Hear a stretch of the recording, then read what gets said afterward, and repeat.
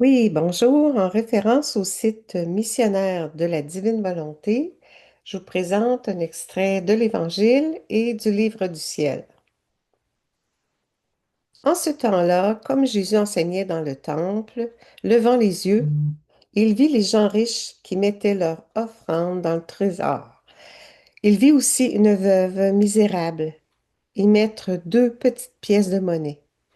Alors il déclara, en vérité, je vous le dis, cette pauvre veuve a mis plus que tous les autres, car tous ceux-là, pour faire leur offrande, ont pris sur leur superflu, mais elle a pris sur son indigence, elle a mis tout ce qu'elle avait pour vivre. Acclamons la parole de Dieu. Louange à toi, Seigneur Jésus.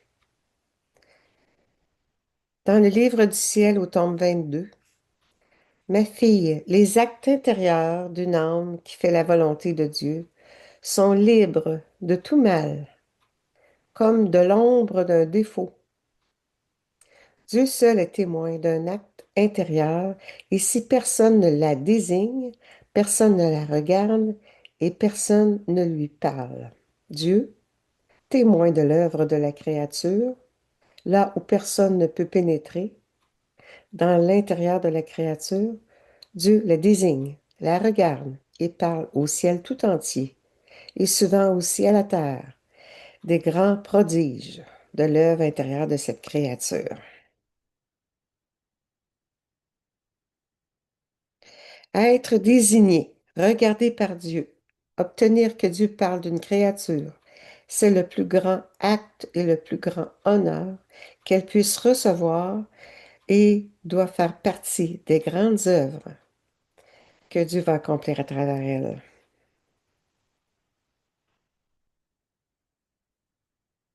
Les actes intérieurs sont des blessures, des dards, des flèches dans le sein divin.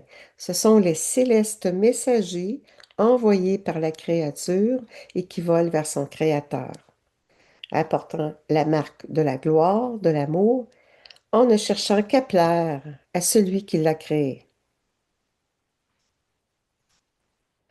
En fait, qui voit, qui écoute, qui apprécie toutes les choses que tu fais en ton intérieur? Personne. Moi seul en suis témoin. Moi seul les écoute et les apprécie.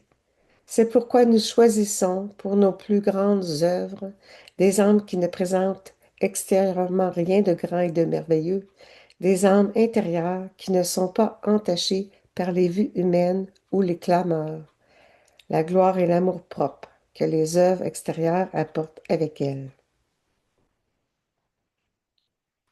Prions. Unis à toi dans ta sainte et adorable volonté, j'accueille les biens qui se manifestent par la grandeur de cet enseignement, les distribuant à toute la cour céleste. D'autres portes s'ouvrent, me permettant de te connaître davantage et d'attendre tout de toi. Je suis plus que pauvre, Seigneur. Je n'ai rien à t'offrir à l'exception de cette misérable volonté humaine. Je t'implore de la garder comme morte sur les genoux du Père éternel. Je te rends grâce de porter ton regard vers les âmes victimes et te remercie éternellement pour tous les actes qui feront partie des grandes œuvres que Dieu va accomplir à travers elles. Tout pour ne plaire qu'à toi seul et pour le salut du monde. Fiat maintenant. Merci. Bonne journée.